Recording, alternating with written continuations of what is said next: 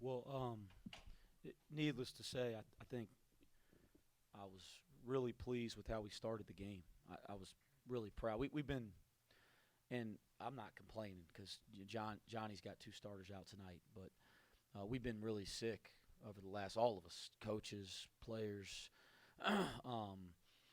over the last week and a half, and it bubbled up so much over the last week we barely been able to practice. And I thought Vic tried to practice through it yesterday. He went through shoot around today and he tried to give it a go. He just couldn't do it, and I was really proud of him for just trying. That meant a lot to me that he even tried, because he's pretty down and out with whatever illness is going around the team.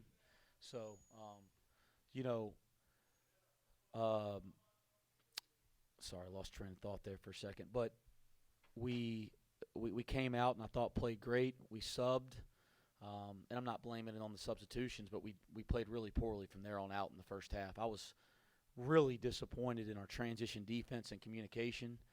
I was really, really disappointed in our defensive rebounding and just quickness to the ball. And offensively, we started doing the thing we're trying to take on 6'11" 7-footers that are like turnovers. So I was disappointed in a lot of that kind of stuff. But obviously, I'm proud of the way we came out and battled in the second half. And they were different because they're down two starters, so lineups were a little different than what we prepared for. And I thought we kind of found the right combinations. I thought John Newman was an absolute warrior, guys. I thought he was a warrior. That'll be a game when I tell stories about John Newman years and years from now, which I will. That'll be one of the games that I'll talk about.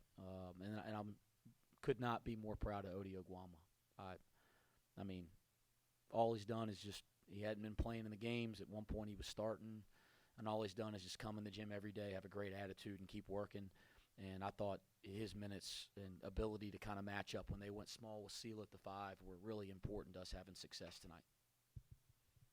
How much does this, watching John, knowing John since he was, a young teenager and seeing him go through everything that he went through and now having the success he's having as a 6-year guy that stuck it out as a coach is why you do it when you see him do what he's done so far this year? Absolutely. I mean, you know, I I got into coaching, or I really fell in love with coaching. The competitiveness for sure, and the high stakes. In some crazy way, I like that. But the part that I've really come to love is the relationship with the kids. And like you said, I've known John since he was in 7th grade.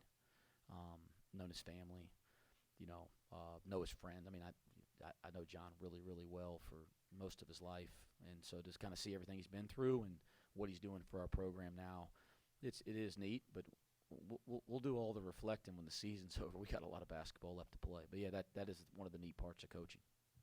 Coach Dawkins commented on Dan Skillings, just saying that the natural progression is what this game used to be about, and that's what he's seen with Dan. Does it seem like game in and game out he's getting better before your eyes? I'm glad Johnny said that. Guys, I think the world of Johnny Dawkins. I think he's a terrific coach and a terrific human being. And guy, he's a Duke guy, right? I mean, gosh, that takes a lot for me to say that. But he was an assistant at Duke when I was playing. I think the world of him. I just think he's a terrific guy. But I love that comment because we live in this now era, and give Dan credit and give the people around Dan credit. He's got the right mentality. He hasn't ever expected anything. He comes into work every day. When it hasn't gone his way, he doesn't have people around him trying to pull him out of Cincinnati. And I think you're seeing that natural progression that we all need in anything when you're trying to become good. It's a process, and he's still in the middle of the process. Like I think if there's one thing I could say about Daniel is he's playing better and better, and he's having success. I don't think he's even scratching the surface. He's got so much better basketball in him than we're even seeing, but I am proud of the way he's starting to develop.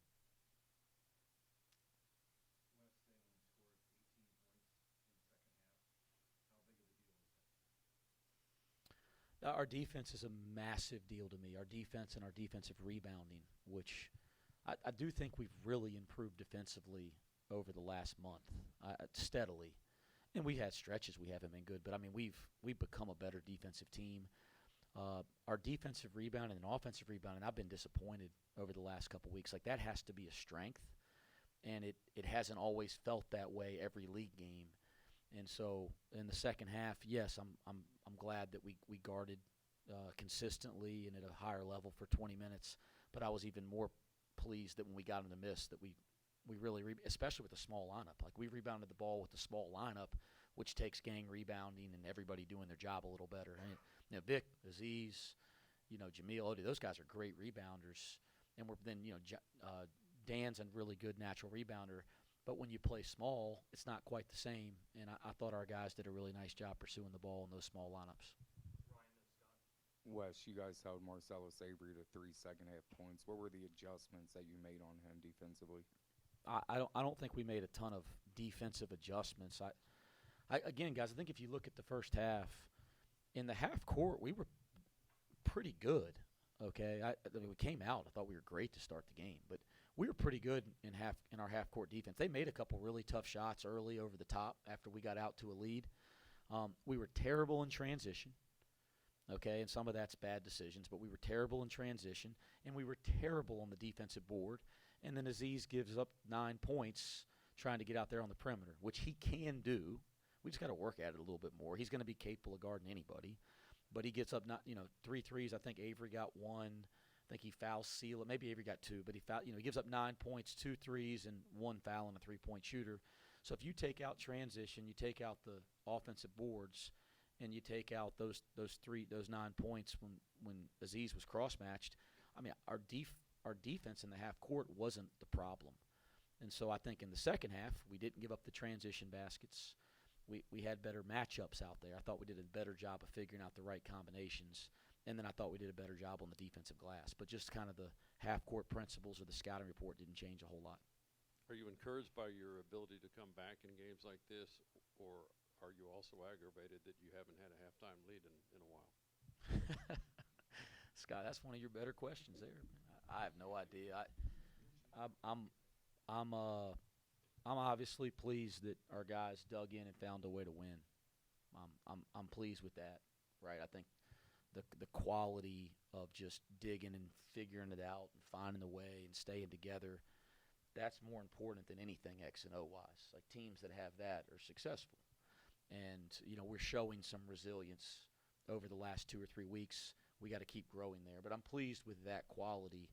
I don't like ever being down 12 in a league game. Gosh, I don't like that. But I am pleased with the way we responded. So you probably thought about it more deeply than me. When I'm grading the tape here in an hour or so, when I get done with you guys, when I'm watching that stretch after the first 4 minutes, so from the 16-minute mark to the end of the second half, I'm going to be in a bad mood.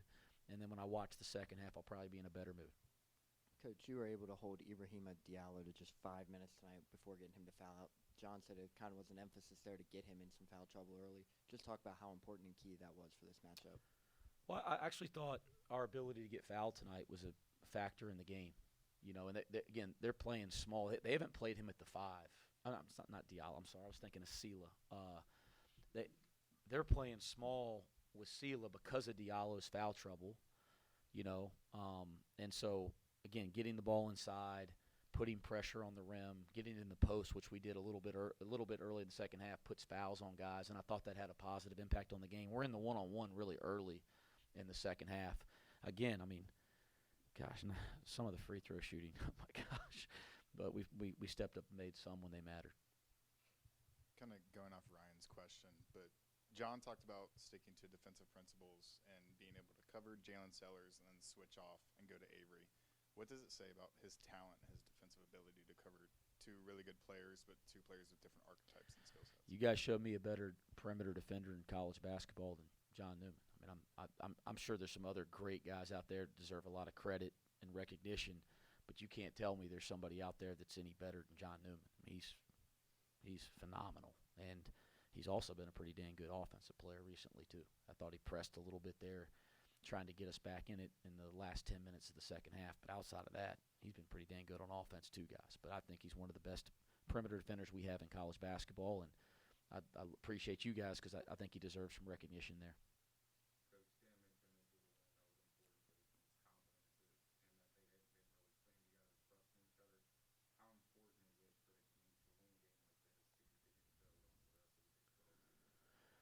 Well, I just think that it's every night in this league. It's every single night, and you got to find ways to win games. And you can't be looking ahead. You can't be looking backwards. You got to find ways. And certainly we're disappointed about the last two results.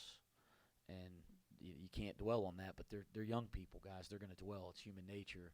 So to figure out a way to get a win tonight, I think is good for this group. And as I told them in the locker room, I want them to be happy about the win and enjoy the win for a couple hours. But we can't celebrate the win because we got another big one coming. I didn't even know who the heck we had next. That's how this league is. It's going to be somebody dang good and a tough place to play, which is the truth with West Virginia.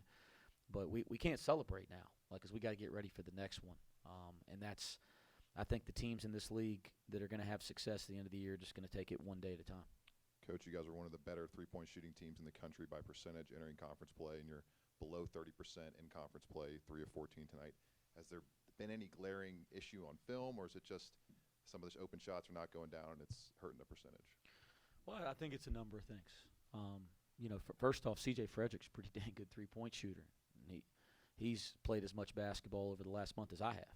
Okay, so that's going to impact you when your best three-point shooter and your best three-point threat and your honestly best offensive player isn't on the court. That's going to change things for the team a little bit.